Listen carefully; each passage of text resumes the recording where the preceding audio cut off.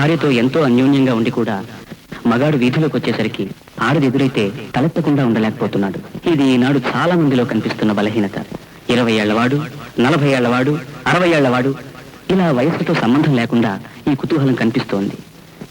అలాగే కూలివాడి నుంచి కామందు వరకు అంతస్తుల తారతమ్యం లేకుండా ఈ బలహీనతకి లోనవుతూనే ఉన్నారు. ఈ కుర్రాడికి 25 ఏళ్లు, అందమైన భార్య, చక్కని బంగళా, పెద్ద ఆఫీసు, సిబ్బంది, కారు, హోదా. ఇతనికి జీవితంలో ఏ రకమైన లోటు లేదు.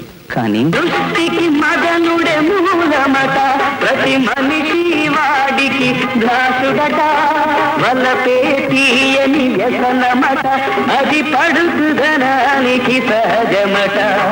మన్మథలీల మధురము కాదా, మనసునరే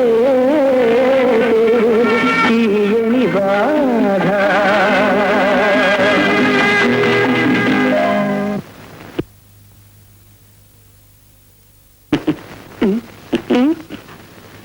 మధు, మధు, ఏమైంది? మనం వయస్సుని ఒక 5 సంవత్సరాలు వెనక్కి పంపించాము. ఏమైనా ఎగ్జిబిషన్ లో జైంట్ వీల్ తిరిగే విధంగా మనం వెనక్కి ప్రయాణం ప్రారంభించాం. ఎలా? కలల గుర్రానికి. ఎంతవరకు వెళ్ళారు? ఫస్ట్ నైట్, మన మొదటి రాత్రి వరకు వెళ్ళాను. ఎప్పుడు చూసినా మీకు ఇదే పని. కొంచెం చిన్నవాళ్ళకి సులభంగా దొరికేది, యవ్వనవంతులకు అడిగితే దొరికేది, ముసలాళ్ళకి డబ్బిస్తేనే దొరికేది. ఏమిటి చెప్తుందా?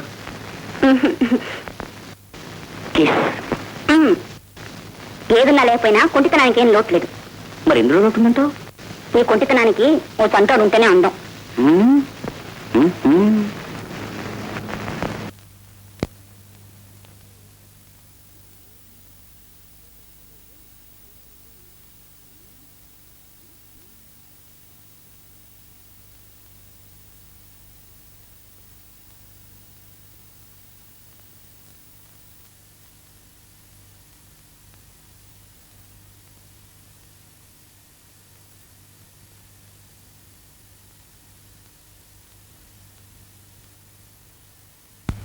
మధు, మధు, ఏమిటో కుళ్ళాగా నీళ్ళు ఆగిపోయాయి. నూతన బకెట్ నీళ్ళు తీసుకురారు. వేరే పని లేదా నాకు? ప్లీజ్. Yes, darling.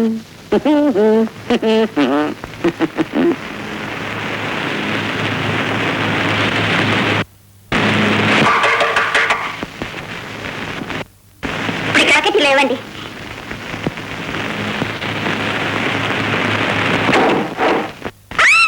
మీరెందుకు వచ్చారు? వెళ్ళండి. వెళ్ళండి. అయ్యో, వెళ్ళండి. మన్మథలీల మధురము కాదా, మనసునరే తీయని బాధ.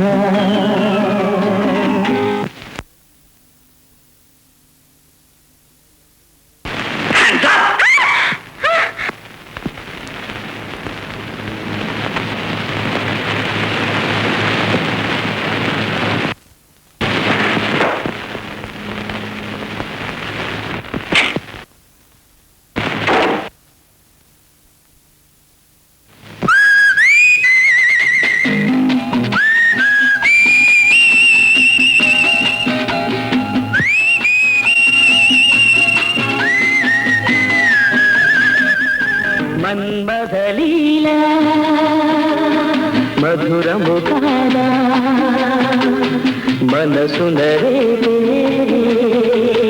తీయని బాధ. కొంచెం ఈ పక్క దగ్గర కూర్చోండి. ఈ డోరు బాగా లూజు. మీ పేరు? మాధవి. మాధవి. ఆ పేరులోనే అందం ఆనందం ఉన్నాయని ఒప్పుకుంటారా మీరు? ఒప్పుకున్నట్టేగా. మ్యారేజ్ అయిందా మీకు? ఈ ప్రశ్నకి నేను ఎప్పుడు కాలేదని చెప్తాను. ఎందుకని? ఎందుకంటే నాకు ఇంకా కాలేదు కనుక. మీకు జోక్ చెప్పనా? ఒంటే గుడ్డు పెట్టకపోవడానికి కారణం తెలుసా మీకు? అంత పైనుండి కింద పెడితే పగిలిపోతుందని. మీ చెక్కిళ్ళు ఎంత అందంగా ఉన్నాయి తెలుసా? బ్యూటిఫుల్. ఏంటి మన రివర్స్ లోని పోతున్నా? అదే కదా, ఇదో మైకం. వింత మైకమున కొత్త వలపులే నేర్పిస్తుంది.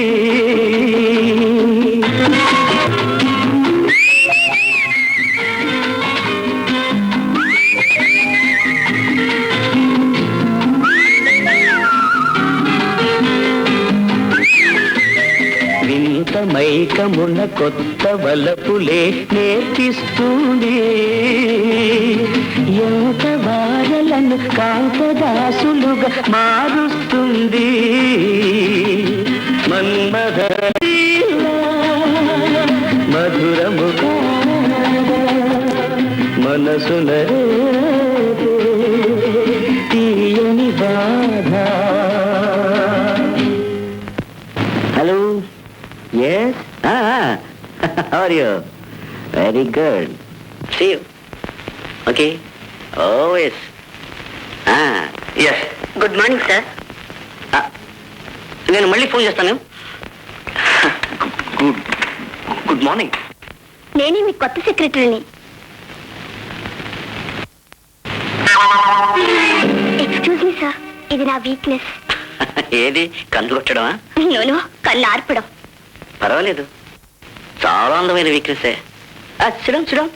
Thank you sir. సార్, ఈ పూట నేను చేయవలసిన పని ఏమిటో? పని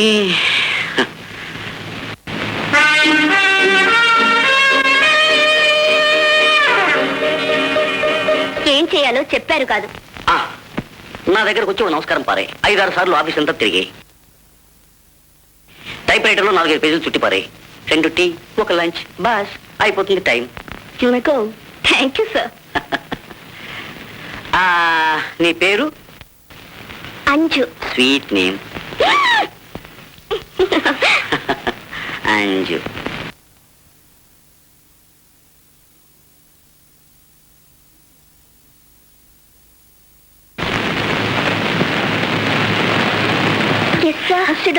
సిడాన్. ఈ ఆఫీస్లో తలుపులకు వీక్నెస్ ఉండి తెరుచుకుంటూ ఉంటాయి. ఇది అందమైన వీక్నెస్ కాదే. కుంటగా చిన్నది నవ్వుతూ ఉంటే బాగును ఇది ఒక్క క్షణం.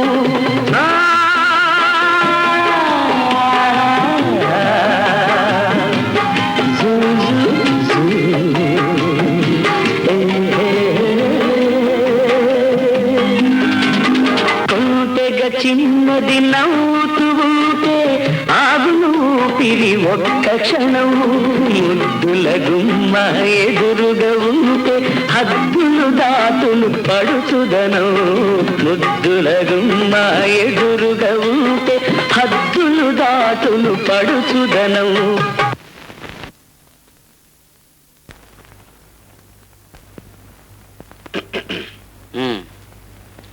ఏ మిస్టర్ శాస్త్రి? ఏమీ లేదు, గంట ముందుగా పోవాలి, పర్మిషన్ కావాలి. భుక్తి కోసం ఉద్యోగం, ముక్తి కోసం హరికథలు, ఏదో వెళ్తోందిలా. మొన్ననే చిత్తూరులో సీతా కళ్యాణం, నిన్న మదనపల్లిలో రుక్మిణీ కళ్యాణం పర్మిషన్ అడిగా. ఇవాళ ఎవరి కళ్యాణం? నా కుమార్తె కళ్యాణం. ఐ మీన్ ఈ పూట అమ్మాయిని చూడ్డానికి అబ్బాయి తల్లిదండ్రులు వస్తారు. పర్మిషన్ కావాలి. మీ అమ్మాయి ఎలా ఉంటుంది? ముక్కు మొహం మనిషి బాగానే ఉంటుంది మరి. అయినా పెళ్ళైన వాళ్ళు మీరు చూడ్డానికే.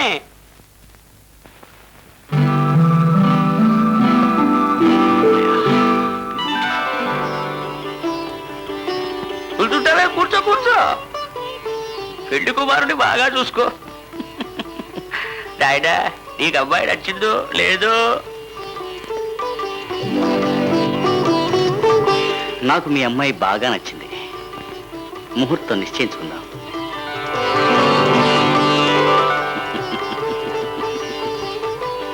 మొద్దు, ఇలాంటి తీయని వేళ టైం వేస్ట్ కాకూడదు. ఆను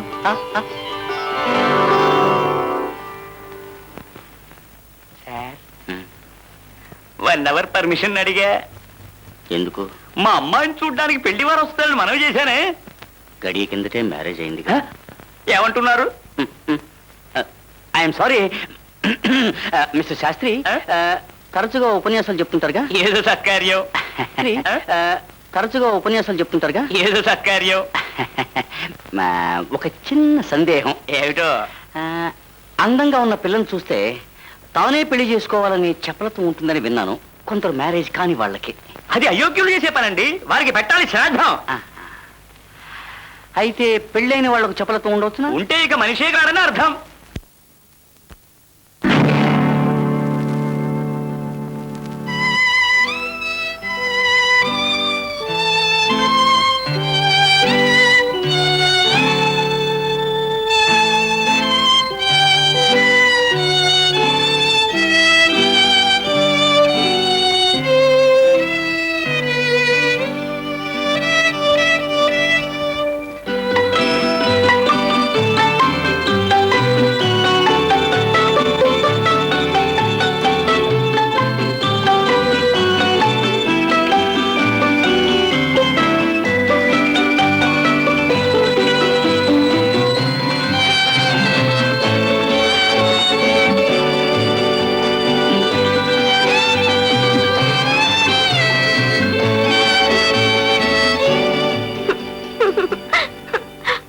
అలా చూస్తూ నించుంటారే, వెంటనే మీరు వెళ్ళి బట్టలు పట్టరండి. నేను ఒక్కడిని పోయి ఏదో ఒక డ్రెస్ తీసుకొద్దాం అంటే ఒంటరిగా ఉంటే భయం వేస్తుందంటావు. సరే, మనం ఇద్దరం కలిసి మోటార్ బైక్ లో పోదాం అంటే ఇలాంటి పరిస్థితిలో రాలేనంటావు. మరి ఎలా చావను?